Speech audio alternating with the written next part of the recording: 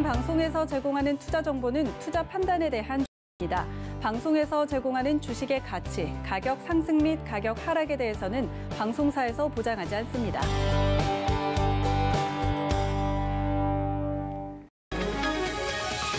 이 시각 헤드라인 뉴스입니다. 기준금리 인상 가능성에 선언했던 미국 정부에서 금리가 올라야 할 수 있다는 이례적인 발언이 나왔습니다.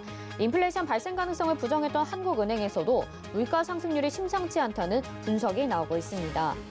지난해 국외 주식에 투자해 500만 원 이상을 번 국내 개인과 법인이 2만 6천 명으로 파악됐습니다.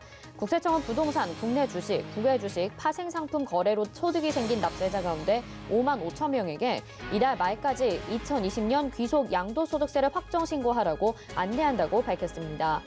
정부가 반도체 산업에 대한 연구개발과 시설투자 세액공제를 확대하는 방안을 추진합니다. 또 이달 중 K반도체 배터리를 공개하며 종합 반도체 강국으로 도약하겠다는 의지도 드러냈습니다.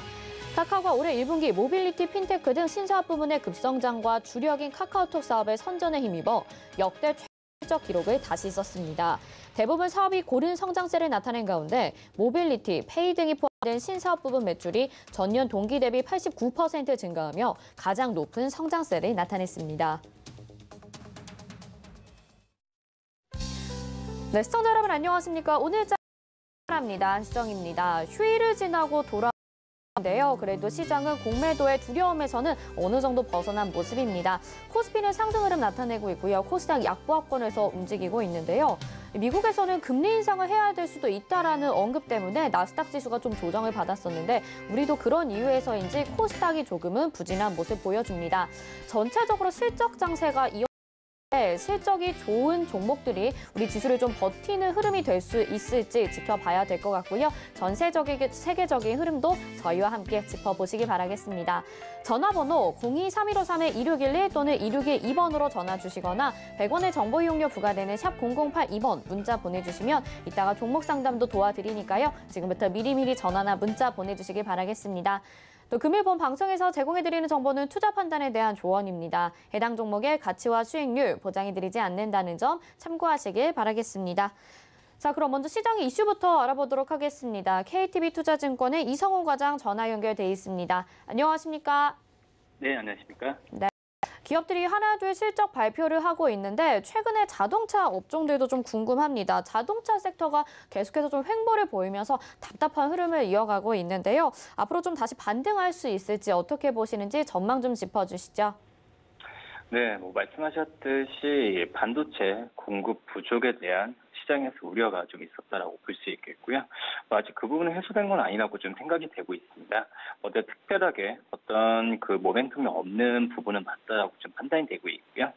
하지만 그 4월 달에 그 현대차, 기아차의 판매 그리고 그 전에 발표됐던 1분기 실적을 본다고 하더라도 이 자동차 업종의 어떤 상승세를 계속 갖고 갈 수 있는 모멘텀 나오지 않을까 이렇게 판단이 됩니다. 우선 그 지금 현재 이 자동차 업종에 대해서 말씀드렸던 사항 외에 모빌리티나 여러 가지 면에서 봤을 때는 주가를 움직일 수 있는 힘은 분명히 있다라고 좀 판단이 되고 있고요. 특히 이제 현대 기아차의 기술적 진전을 본다고 하더라도 지금 중장기적으로 봤을 때도 글로벌 자동차 대비해서 어떤 기업 가치에 대한 평가는 계속 일어날 가능성이 있지 않을까 이렇게 보입니다. 특히 경쟁 업체 중에 폭스바겐과 더불어 가장 빠른 모빌리티 쪽에서의 전개 흐름을 보여주고 있다고 볼 수 있겠는데요. 빅테크와 또 차량 공유 서비스 업체의 어떤 그 사업 연계 이런 부분은 긍정적으로 작용할 가능성이 있다라고 볼 수 있겠고요. 지금 현재 주가 수준을 본다고 하더라도 이 현대차가 7.9배 그리고 기아가 7.2배를 보여주는 현재 상황에서 최근 5년 동안의 그 자동차, 현대 기아차가 8.3배의 평균 PER을 보여줬던 걸 본다고 한다면 이 가치평가 프레임 기준에서도 주가 조정이 아닌 상승 여력은 충분히 나오지 않을까 이렇게 좀 판단이 되고 있습니다. 우선 지금 부분이 좀 우려가라고 있다고 하는데 이 부분에 대해서는 좋아진다고 단언할 수는 없긴 하지만 그래도 차량용 반도체 부족 현상이 2월부터 본격화되면서 글로벌 같습니다.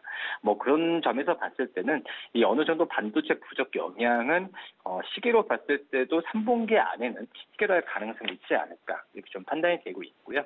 역시 주로 봤을 때는 현대차가 가장 큰 어떤 관심주에 대한 부분에 있어서 계속 지켜봐야 되는 게 맞지 않을까라고 판단되고 있고요. 뭐 전기차에 대한 현대차 자체적으로의 그 연초에 계획에 대한 부분은 변함이 없는 걸로 지금 확인이 되고 있고요. 그렇기 때문에 뭐 1분기 실적 1조 6천억에 대한 부분에 있어서 2분기 실적까지도 1천 8천억까지도 잡고 있는 상황이기 때문에 어떤 전기차 외에 기본적인 사업 가치의 변화는 크게 변함이 없는 쪽으로 가지 않을까 이렇게 판단되고 있습니다. 물론 주가가 움직이지 않은 상태에서 저점과 구간에 점점 이제 있는 부분에 있어서는 중장기적인 투자가 뭐 필수적이지 않을까라고 판단되고 있고요. 뭐 그렇기 때문에 분할 매수 관점으로 좀 중장기적인 마인드로 접근하는 게 좋지 않을까 이렇게 보입니다. 네, 지금 글로벌 반도체 쇼티지 사태로 계속해서 시기가 좀 미뤄지고 있는데 생산이 어떻게 이루어질지가 관건이라고 합니다. 현대차 관심주로 소개해 주셨네요. 오늘 말씀 여기까지 듣겠습니다. 고맙습니다. 네, 감사합니다. 네, 이성훈 과장과 함께했습니다.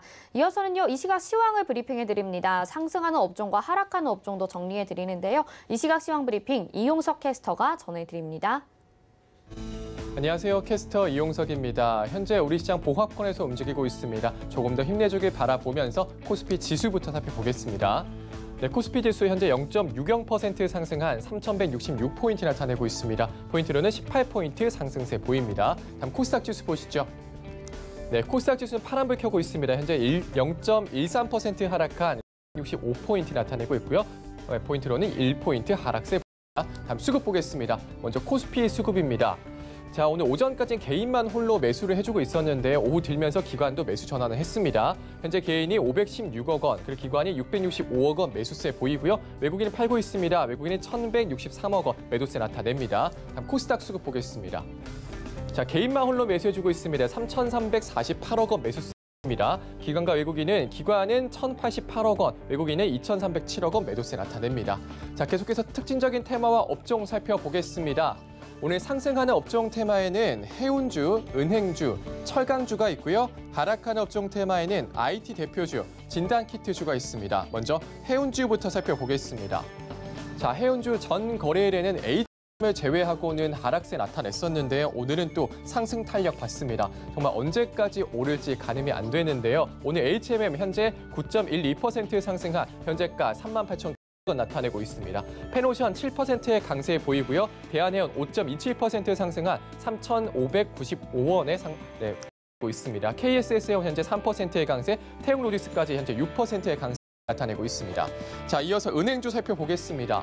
은행주들 오늘 장 초반부터 강세 보이고 있습니다. 정말 오랜만에 순환매도 도는 것 같은데요. 제니 옐런 미 재무장관이 금리 인상을 시사하는 등 인상론이 다시 고개를 들자 은행주도 영향받는 곳입니다. 현재 KB금융 6.94% 상승한 현재가 57,000원에 거래되고 있고요. 신한지주 3.69% 상승한 현재가 47,000원입니다. 기업은행이 6%의 강세, BNK금융주주 5%, DGB금융주주까지 5.5% 상승한 8,970원에 거래되고 있습니다. 자, 이어서 철강주 살펴보겠습니다. 네, 철강이 이 공급보다 수요가 증가하는 흐름이 지속되면서 그동안 급등해 섹터 추가 상승 전망에 오늘도 강세 나타내고 있습니다. 포스코가 현재 4.38% 상승한 39만 3천원에 거래되고 있고요. 현대제철 5.06%의 강세, 세아베스틸 12%의 강세 보이면서 현재가 28,500원입니다. 고려제강이 8.7% 상승한 28,100원에 거래되고 있고요. 포스코 강판이 4%의 강세까지 나타내고 있습니다. 이어서 하락하는 업종 테마 살펴보겠습니다. 자, 오늘 IT 대표주들 하락세 보입니다. 오늘 코스피에선 상승하는 종목이 현재 700여 개, 하락하는 종목이 100여 개가 됐는데요. 코스피 종목들이 상승하는 모습 보입니다. 하지만 대형주들은 힘을 못 쓰는 형국 보이고 있습니다. 특히 IT 대표주들 오늘 하락세 나타내고 있는데요. 삼성전자 현재 0.85% 하락한 81,900원에 거래되고 있고요. SK하이닉스 2% 약세, 삼성 SDI 1.85% 하락한 63만 8천원에 거래되고 있습니다. LG전자도 현재 2% 약세 나타내고 있습니다. 자, 계속해서 진단키트주 살펴보겠습니다. 네, 코로나 진단키트주 전문가들은 이 펀더멘탈보다는 수급의 영향에 주가가 움직일 수 있어서 유의해야 한다고 조언하고 있는데요. 오늘 하락세 나타내고 있습니다. 시젠이 2.64% 하락한 81,200원에 거래되고 있고요. 휴마시스트 6% 약세, 엔디포스 현재 5% 하락하면서 5,620원에 거래되고 있습니다. 진매트릭스 4% 약세 보이고 있고요. 랩지노믹스까지 2%의 약세 보이면서 현재 거래되고 있습니다. 자, 그리고 오늘 삼성중공업 살펴보겠습니다. 삼성중공업이 장 초반부터 급락세 나타내고 있는데요. 5대1 무상 감자 후 1조 원대 대규모 유상 증자를 발표한 점이 악재로 작용을 하고 있습니다. 외국인과 기관이 3거래일 연속 매도세 나타내고 있네요. 네, 삼성중공업 현재 15.50% 하락한 6,050원에 거래되고 있습니다. 네, 지금까지 시황과 특징적인 업종 테마 살펴봤습니다.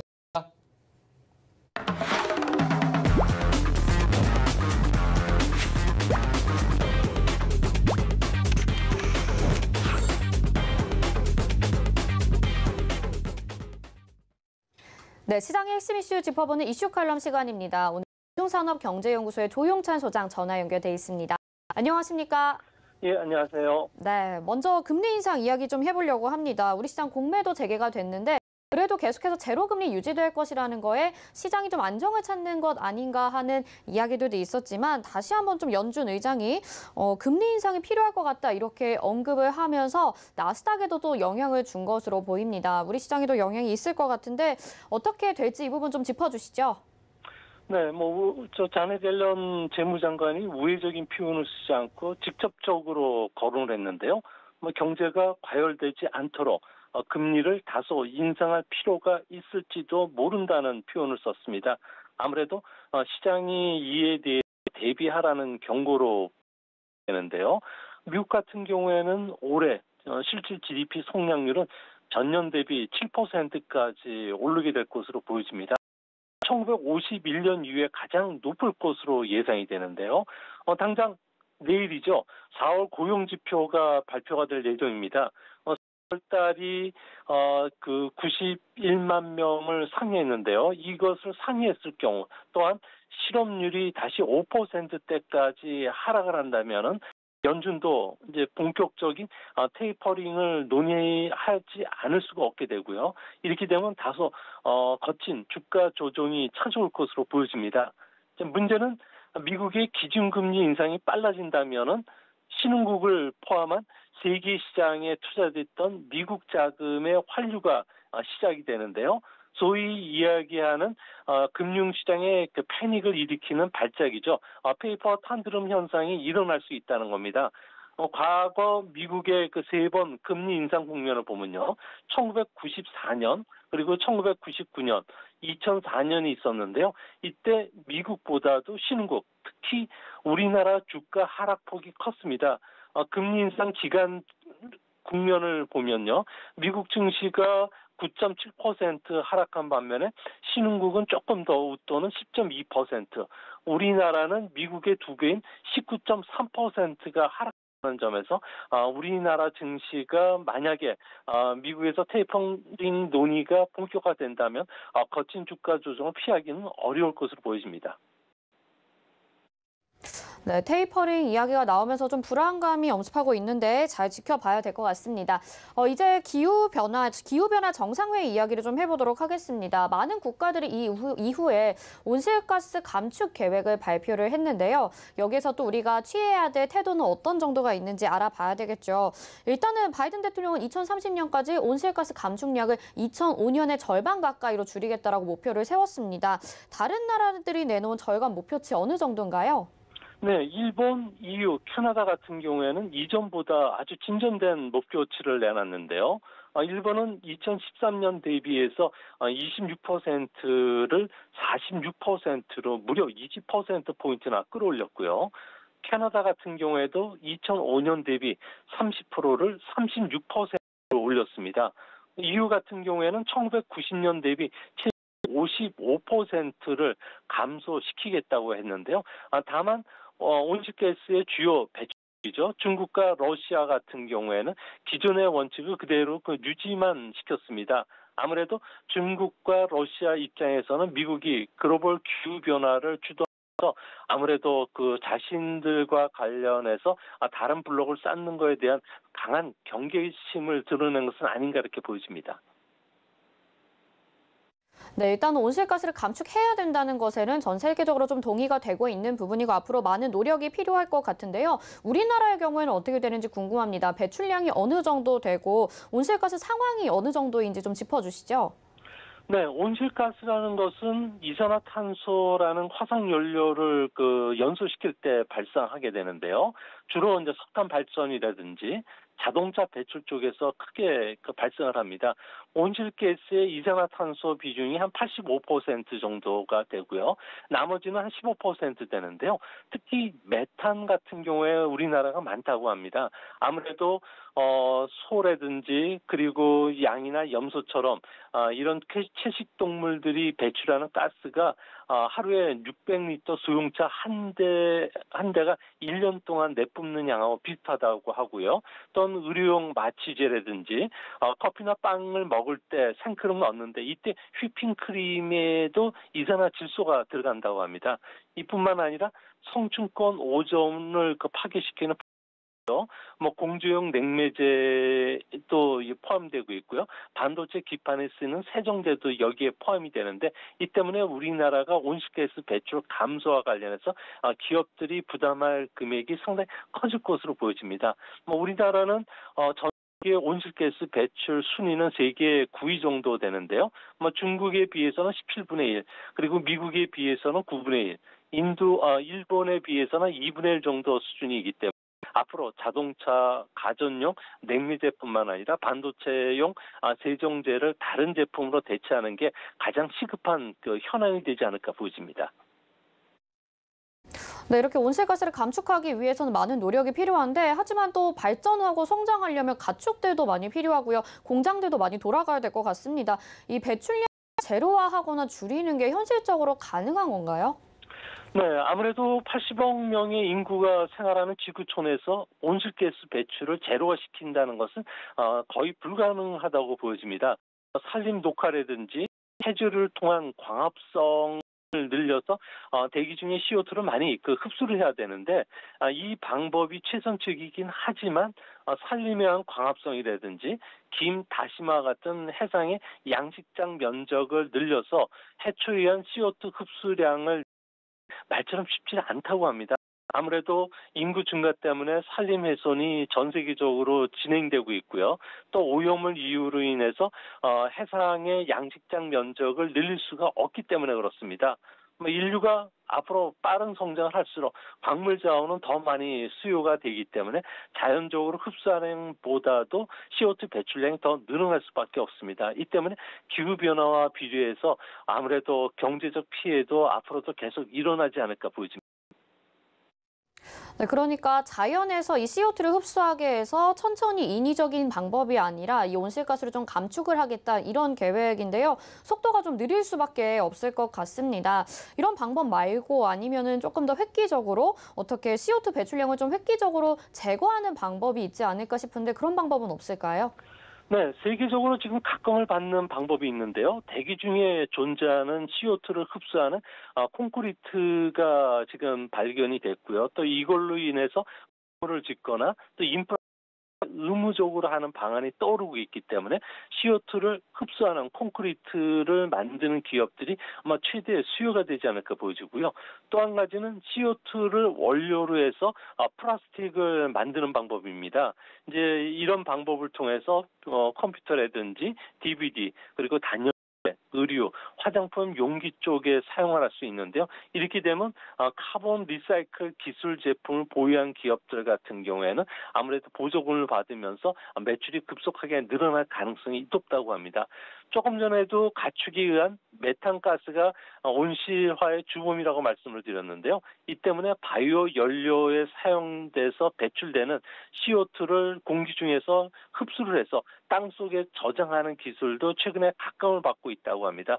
이런 기술 개발과 상용화에 앞서 있는 기업들이 지금 현재 우리나라에서도 많이 지금 하고 있다는 점에서 관련 기업에도 관심을 좀 가지실 필요가 있지 않나 싶습니다. 네, 카본 리사이클과 그리고 공기 중에 있는 CO2를 흡수해서 매립한다 이런 방법까지 알려주셨는데 구체적으로 어떤 사업 모델들이 있는지도 궁금합니다. 실제로 이 온실가스 배출량을 거의 제로화 시켜야 되는 방법인데 세계 각국이 뛰어들고 있잖아요. 이런 친환경 사업 어떤 것들이 또 있을까요? 네, 아무래도 화석 연료를 사용하는 석탄 발전이라든지 그리고 석유 발전을 대체하는 가장 좋은 방법은 수소 에너지, 자연 에너지로 전환시키는 방법인데요. 이 때문에 앞으로 수소와 관련된 그 에너지 수요는 최종 수요의 한 20%까지 높아지게 된다고 합니다. 이제 현재 상황에서는 수소 사용량이 연간 1억 1,500만 톤 정도. 인데요. 2050년까지는 8억 톤 정도로 늘어나기 때문에 각국이 그린 수소 자동차 도입을 서두를 것으로 보여집니다. 이렇게 되면은 수소 자동차와 관련해서 정부 보조금이 지급이 되기 때문에 수소 자동차 중에서도 화물차 같은 경우에는 그 판매가 급증할 가능성이 크고요.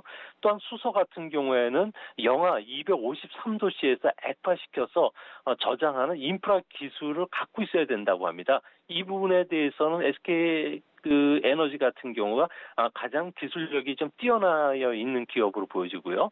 또한 철강이나 시멘트, 운송 사업이 아무래도 온실가스 배출 산업이 되기 때문에 이들 쪽과 관련된 탄소가 진행되는데요. 이거와 관련해서 2050년까지 전적으로 15조 달러가 투자가 되고요.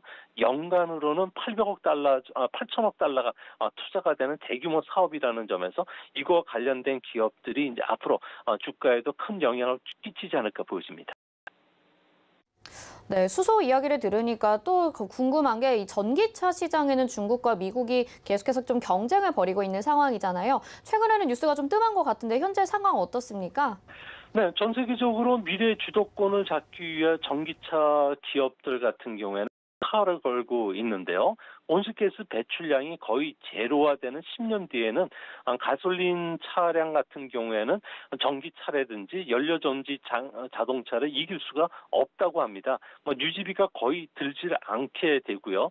또 한 가지는 이파워 엔진이 지금 개발 경쟁에 들어갔는데요. 발전 전용 엔진에다 모터까지 포함시키는데 아무래도 AI까지 가미한 는 상당히 경제성을 갖출 뿐만 아니라 기술 발전에 따라서 커브길도 스피디하게 낼 수 있다고 합니다. 또 한 가지는 2030년대가 되면 차세대 정보통신 기술인 6G가 보급이 되는데요. 자율주행과 전기차만큼 궁합이 좋은 차가 없기 때문에 앞으로 전기차는 신차 판매 90%를 차지한다는 점에서 전기 자동차에 들어가는 각종 그 장비를 만드는 회사들 같은 경우에도 상당히 커다란 그 기술적인 발전을 이루고 또 상용화에도 성공할 가능성이 높지 않나 이렇게 보여집니다.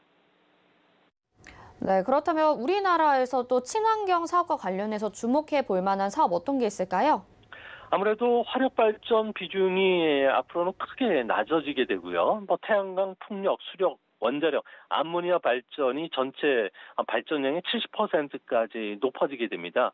이렇게 되면은 풍력 같은 경우에도 대형화, 또 내구성을 높여야 되는데요. 이거와 관련해서는 우리나라 기업들도 대형 베어링을 만드는 기업들에 좀 뛰어들고 있고요. 또 계측기라든지 탄소 섬유로 만든 브레이드가 됐을 경우에는 아주 경량화를 혁신적으로 이룰 수 있기 때문에 상당히 각광을 받는다고 합니다. 또 한 가지는 전기 자동차 같은 경우에는 무거운 중량이 그동안의 약점이었는데요. 최근 들어와서 주행거리를 한 번에 1000km까지 늘리는 이런 연구도 개발이 되고 있고요. 또 차체 경량화를 위해서 탄소 섬유 그리고 배터리 폭발을 막기 위해서 내성 충격에 강한 소재뿐만 아니라 고형 배터리와 관련된 상하 기술에 지금 매진을 하고 있다고 합니다. 이런 클린 에너지와 관련된 투자 기업들 이제 앞으로 배출권과 관련된 거래 시장이 본격적으로 운영된다는 점에서 특히 국경 탄소세 같은 게 도입된다는 점에서 아무래도 다양한 사업들이 매년 새롭게 태어날 수 있다는 점에서 주시장 같은 경우에는 친환경 사업과 관련된 새로운 비즈니스들도 많은 그 투자 수익을 가져다 주지 않을까 보여집니다. 네, 친환경 사업에도 계속 관심 가져봐야 될 것 같습니다. 오늘 말씀 여기까지 듣겠습니다. 고맙습니다. 네, 감사합니다. 네, 지금까지 미중산업경제연구소의 조용찬 소장과 함께했습니다. 이어서 이슈 칼럼으로 이어집니다.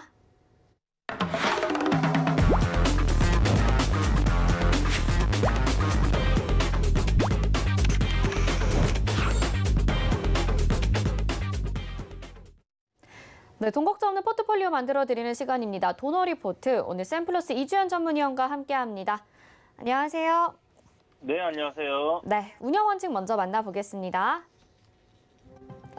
네, 도너 리포트 운영 원칙입니다. 일주일에 2종목만 공개 변경하죠. 종목 공개 요일은 매주 월요일과 또 게릴라성으로 한 요일에 공개됩니다. 종목 공개 시 방송에서 2종목을 소개해드리고요. 그중에서 편입될 종목은 방송 끝나고 3시에 서울견투TV 오늘장 내일장 노란톡방에서 공개합니다. 노란톡 검색창에 서울견투TV 오늘장 내일장 이렇게 검색하시고 입장하시면 되겠습니다. 네, 지금까지 누적 수익률 만나보시죠. 네, 도너 리포트 총 누적 수익률 465.9% 기록을 하고 있습니다. 1위부터 5위까지 보시면요. 일단 최근의 종목들이고요. 덱스터가 15.9% 그리고 오스템이 0.9% 수익 내줬는데요. 모두 포트 제외되면서 이 정도 수익을 기록을 했습니다. 다음 종목들 보겠습니다. 네이버도 들어갔었는데요. 17.7% 해주고 목표가 달성하고 나왔고요. SNK가 15.2%로 목표가 달성을 했습니다. 나머지 종목들은 손절가 짧게 잡아서요. 한국내와 세우글로벌 광전자 들어갔다 나왔었고요. 다음 종목들 보겠습니다. 대유 에이텍도 접근했다 나왔고 샘라이프 디자인이 이때 8.4% 수익 내주고 나왔습니다. 그리고 TS 인베스트먼트가 24.2%, 우성사료가 16.6% 이때 빠른 시간 내에 수익을 내주면서 많은 분들 수익으로 기뻐하셨고요. IHQ가 12.5% 수익 내면서 포트 제외됐었습니다. 다음 종목들 보겠습니다.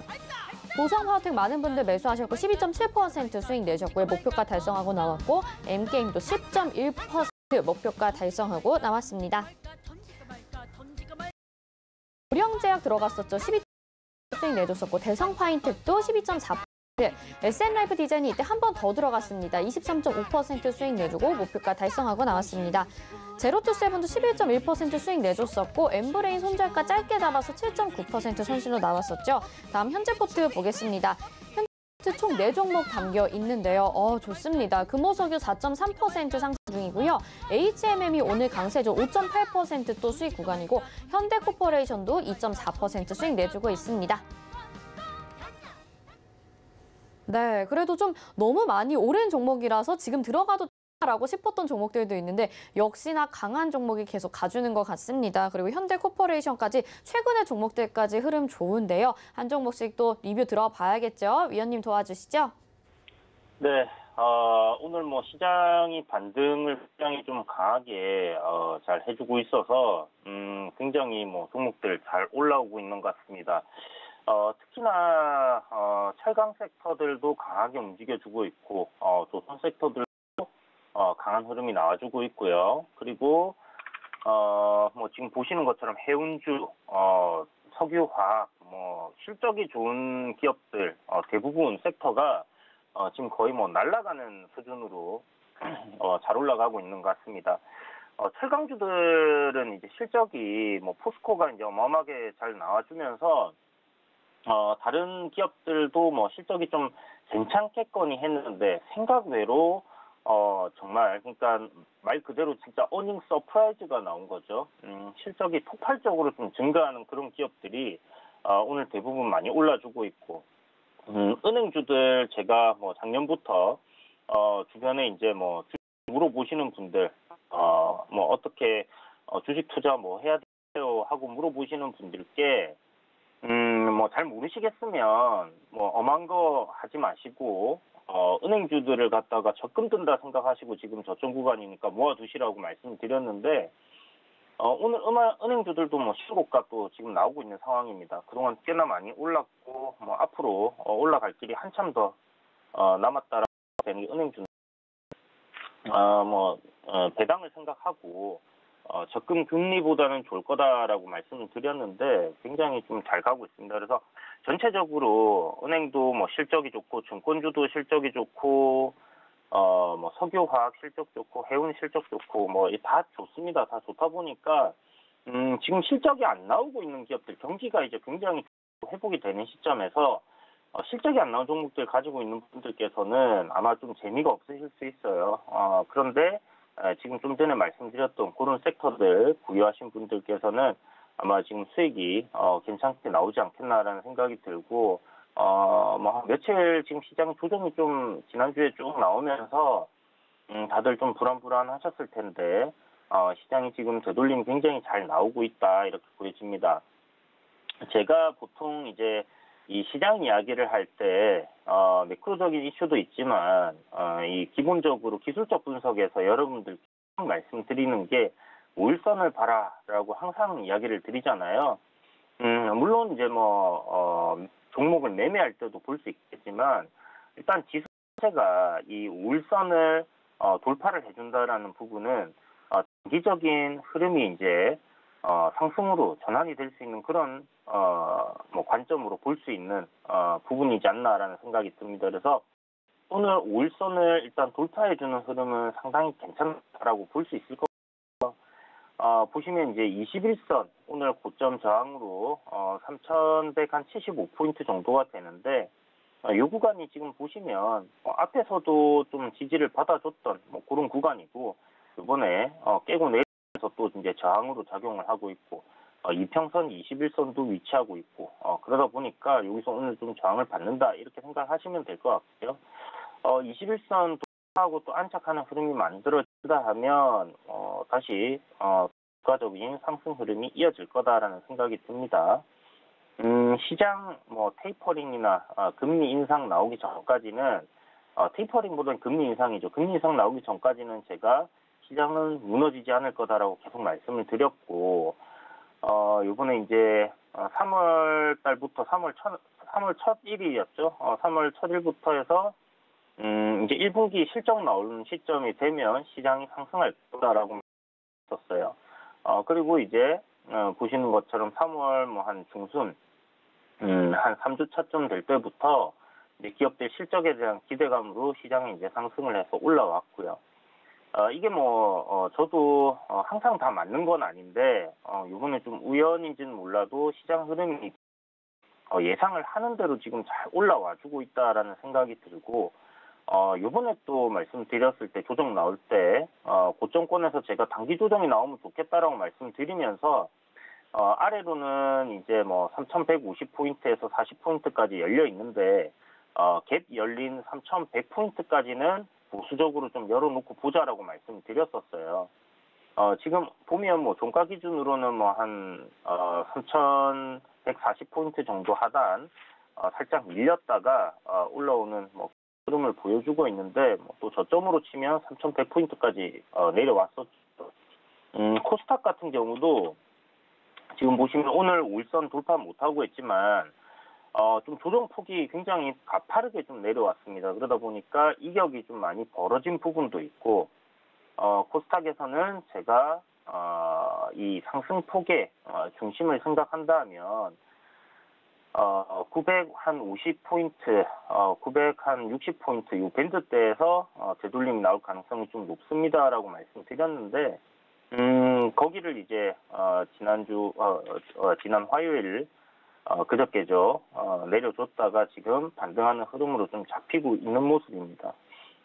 아래 꼬리가 이렇게 길게 잡혔다고 해서 꼭 저점을 형성하는 건 아니지만 이렇게 이제 지지 저항을 받을 수 있는 가격대 부분 그런 곳에서 이렇게 꼬리가 달렸다는 부분은 긍정적으로 볼 수 있고요. 지금 보시는 것처럼 3월 초에 아래 꼬리 한번 잡히면서 이렇게 만들어졌던 구간들이 있습니다. 그래서 긴 아래 꼬리가 달렸다고 해서 바로 저점이다 이렇게 접근하는 것은 아니다라는 거죠. 보시면 그 코로나19 터지고 나서 아래 꼬리 길게 잡힌 날 다음부터 이제 또 추가적인 하락들이 나온 경우들도 있고요. 그래서 이걸 그냥 기술적인 분석으로 하나의 포인트로 좀 삼으셔야지 절대적으로 이런 모습이 나오면 앞으로 시장이 올라갈 거야라고 생각하시기보다는 이제 저점일 가능성이 좀 높아졌구나라고 생각을 하시는 게 좋을 것 같습니다. 그래서 이후에 추후 흐름이 좀 이렇게 움직여준다. 그리고 여기서 이제 음봉으로 조정이 좀 나오더라도 나쁘지 않게 흘러준다 하면 저는 시장이 좀 괜찮게 반등하는 흐름으로 이어질 거다라는 생각이 드는데 문제는 이제 거래 대금입니다. 보시는 것처럼 지금 현재 거래량 측면에서 거래 대금이 굉장히 어제보다도 안 좋고 지금 계속 하향 추세를 좀 그려내고 있죠. 이런 흐름이 이제 좀 이어지다 보면 주가 지수가 이렇게 좀 강하게 치고 올라가기는 좀 힘든 상황이 만들어질 수도 있다라는 부분을 좀 생각해봐야 될 것 같고요. 가상화폐 시장이 너무 많이 커지다 보니까 지금 거래 대금 측면에서 지금 증권 시장 뛰어넘는 그런 흐름들이 보여지고 있고 또 반등 굉장히 강하게 나오고 있어서 지금 가상화폐 시장이 어느 정도 또 안정기를 찾아야지 증시로 자금들이 좀 더 들어오지 않겠나 하는 생각이 듭니다.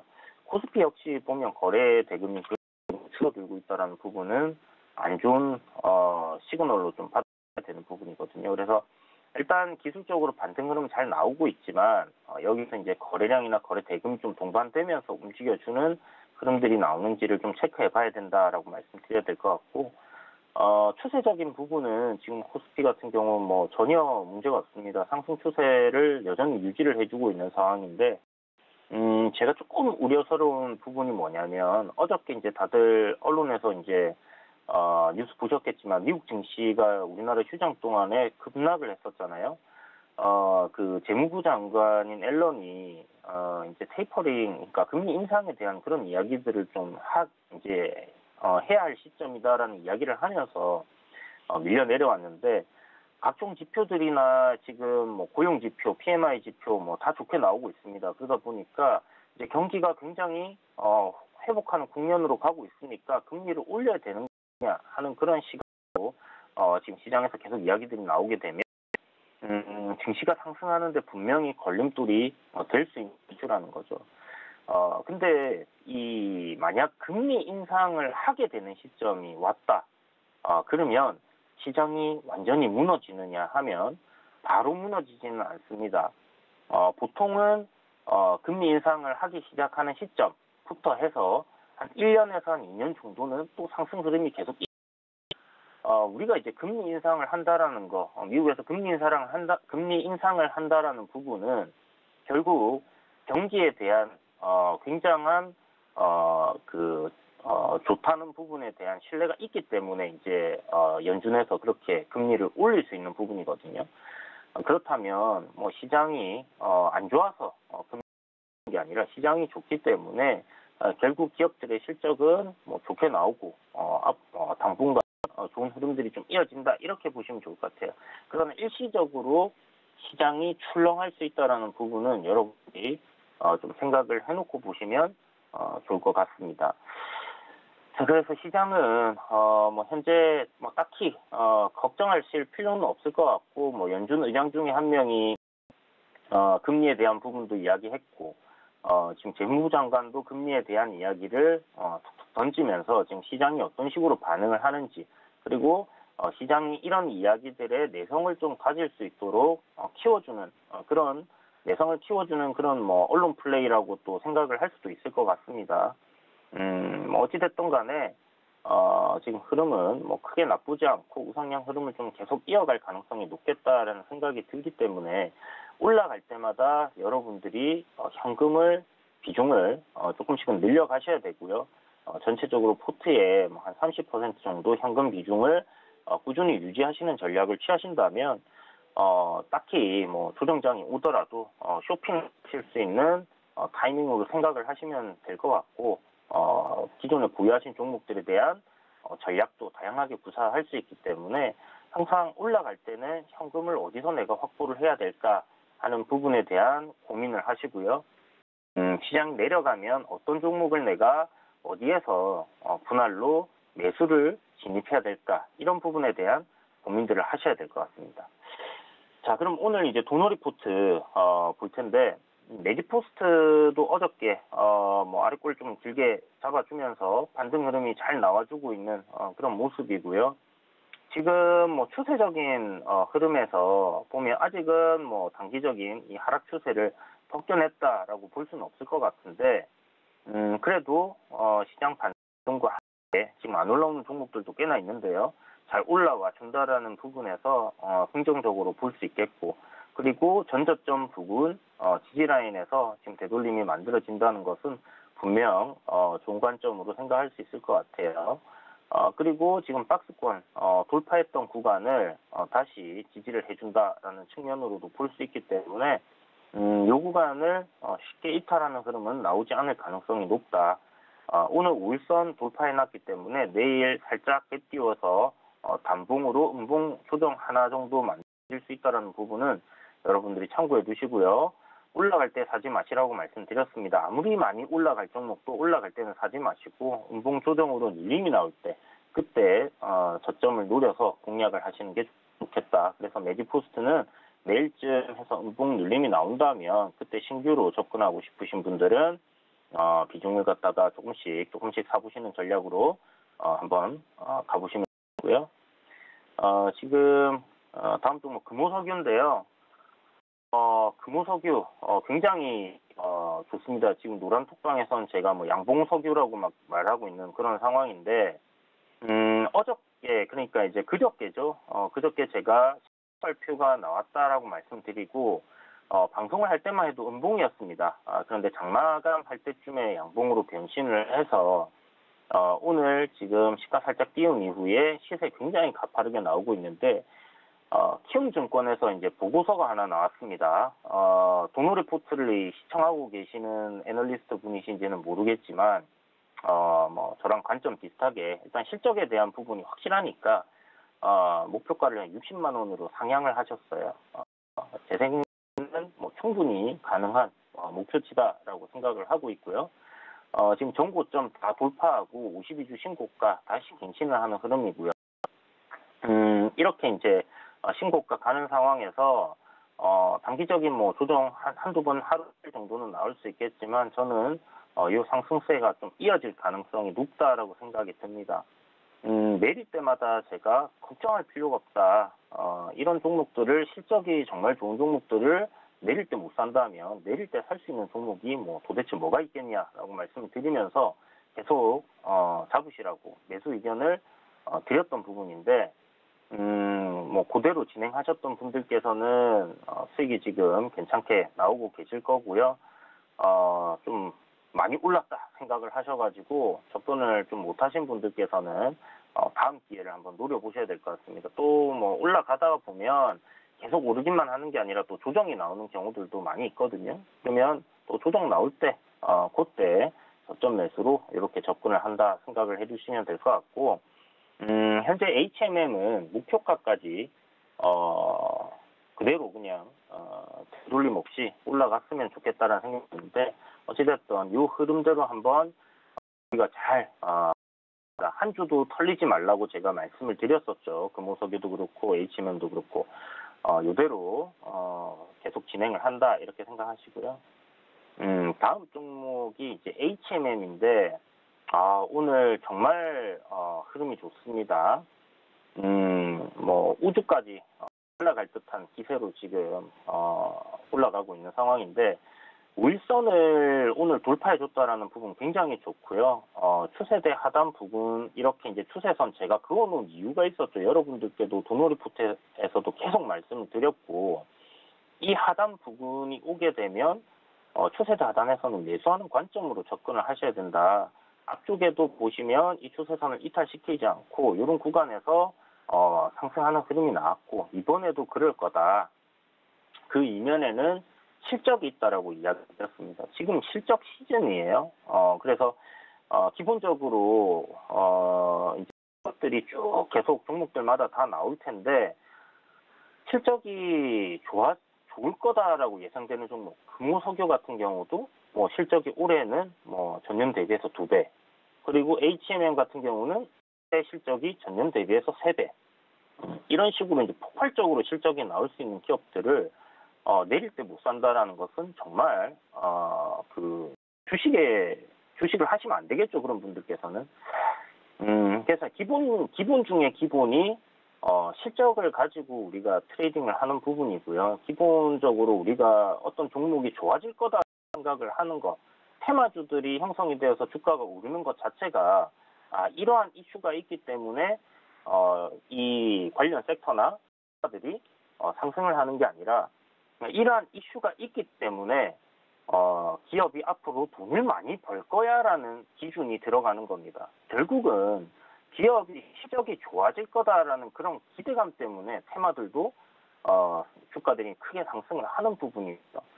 그게 아니라 그냥 뭐 어떤 대지 열병이 발생을 해서 관련 주식이 오르면 그냥 가는구나가 아니라 그런 대지 열병으로 인해서 관련주들의 이익이 늘어나고 매출이 늘어나고 하는 그런 기대감이 있기 때문에 상승을 한다라는 것을 알아두셔야 되는 거죠. 그래서 실적을 보고 좋은 실적이 나오고 성장하는 섹터를 잡는 것은 주식의 기본이고요. 내릴 때 사고 오를 때 파는 것 역시 주식의 기본입니다.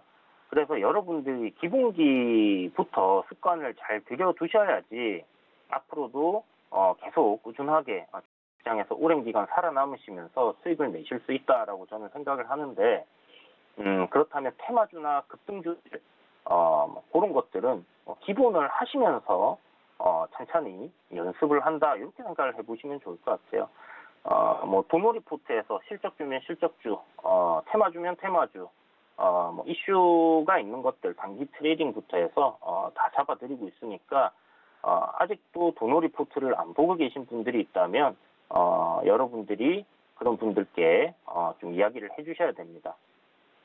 자, 그래서 HMM 드리고 있듯이 실적이 올해 3조 1,000억 정도 지금 예상치가 되고 있습니다. 작년에 한 9천억 정도 1년간 영업이익이 그 정도 나왔는데요. 1분기 영업이익 실적 나오면서 주가가 추가적인 상승 흐름이 나올지 아니면 이제 뭐 실적이 나올 거에 대한 기대감으로 상승을 하고 실적이 막상 나왔을 때는 주가가 또 빠지는 그런 흐름이 만들어질 수도 있습니다. 실질적으로 실적이 좋게 나왔는데도 주가가 빠지는 경우도 있어요. 단기적으로. 그렇지만 그건 결국 주가 다시 올라간다. 그래서 이렇게 어거지로 이렇게 밀어내는 그런 흐름들이 나왔을 때는 여러분들이 분할로 저점 매수 관점으로 이렇게 좀 접근을 하시면 될 것 같고 뭐 그런 게 아니라 그냥 시세가 확 올라가 버린다 하면 어쩔 수 없이 다음번 눌림목을 기다려야 되는 그런 상황으로 갈 수밖에 없겠죠. 어찌됐든 간에 해운주 계속해서 제가 좋다라고 말씀드리고 타이밍 보다가 이번에 한 번 더 공략을 하게 됐는데 짧게 한 7% 수익 나다가 기분 나쁘게 시장이 조정받으면서 이렇게 밀려내렸습니다. 그런데 시장을 이길 수 있는 그런 종목들은 많이 없어요. 그렇다면 시장이 조정이 나올 때 왜 안 올라가냐 이게 시장이 조정이 나와서 기업에는 아무런 문제가 없는데 빠지는 종목들은 여러분들이 항상 매수를 해야 된다라는 그 생각을 딱 가지고 계시면 좋을 것 같아요. 자, 그리고 마지막 종목인 현대코퍼레이션입니다. 현대코퍼레이션 사실 급등락을 할 수 있는 그런 기업은 아니다라고 말씀을 드렸고요. 꾸준하게 잠잠하게 우상향 흐름을 이어갈 수 있는 그런 종목이다라고 말씀드렸는데 지금 월요일날 소개해드리고 지금 조정이 많이 나온 상황에서 제가 소개를 해드렸죠. 그리고 화요일날도 시장이 안 좋았다가 다시 좋아지면서 시장 모습대로 코스피 모습대로 아래꼬리를 길게 단 양봉이 하나 만들어졌습니다. 조금 특이한 부분이 오늘 왜 개파락 출발해서 시작을 했을까 하는 부분인데요. 어찌됐든 5일선을 돌파를 한 흐름으로 월요일날 마감을 했다고 하면 오늘은 단기적으로 단봉으로 좀 눌릴 수 있는 그런 위치였는데 지금 시가부터 밀려서 출발하는 바람에 음봉이 아닌 양봉으로의 눌림이 만들어졌다 이렇게 생각을 합니다. 추세 상승 흐름대로 잔잔하게 이렇게 상승하면서 올라갈 가능성이 좀 크다라고 생각을 하고요. 바닥 박스권 돌파해놓고 지금 상승 흐름이 이어지고 있기 때문에 이번에 목표로 잡아놨던 한 25,000원까지는 좀 잔잔하게 상승하는 흐름이 이어질 수 있다. 일단은 저항 자리가 고점을 형성해둔 4일의 고점이죠. 2,600원, 700원 정도가 되니까요. 이 고점부터 잘 돌파해 주기를 한번 기다려 보도록 하겠습니다. 네, 이렇게 현재포트에 담긴 종목들 AS 받아봤습니다. 지금 너무나도 잘 가지고 있기 때문에 또 기분 좋으신 분들 많으실 것 같은데요. 아직도 내가 잘 모르겠다, 가격 전략 제대로 챙기지 못했다 라고 생각하시는 분들은요, 노란톡방 들어오시면 되겠습니다. 서울교통TV 오늘장, 내일장 이렇게 검색하셔도 되고요. 옆에 QR코드 찍고 입장하시면 손쉬우니까요. 들어오셔서 다른 분들과 소통하시면서 기분 좋게 수익도 챙기시면 좋을 것 같아요. 이주연 의원님은 여기서 인사 나누겠습니다. 고맙습니다. 네, 감사합니다. 또 잠시 후에 마감 임박 60분의 승부에서는 여러분의 종목 고민 도와드릴 예정이죠. 아래 전화번호 나가고 있습니다. 02-3153-2611 또는 2612번으로 전화 주셔도 되고요. 문자는 100원의 정보 이용료 부과되는 샵 0082번 지금부터 접수 받고 있으니까요. 쉬는 시간에 많이들 보내주시기 바라겠습니다. 또 금일본 방송에서 제공해드리는 정보는 투자 판단에 대한 조언입니다. 해당 종목의 가치와 수익률 보장해드리지 않는다는 점 참고하시길 바라겠습니다. 오늘장 내일장 여기서 마치고요. 잠시 후 마감 임박 60분의 승부로 다시 돌아오겠습니다.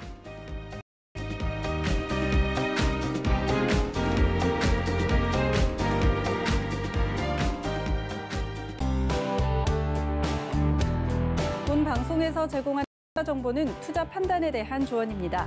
방송에서 제공하는 주식의 가치, 가격 상승 및 가격 하락에 대해서는 방송사에서 보장하지 않습니다.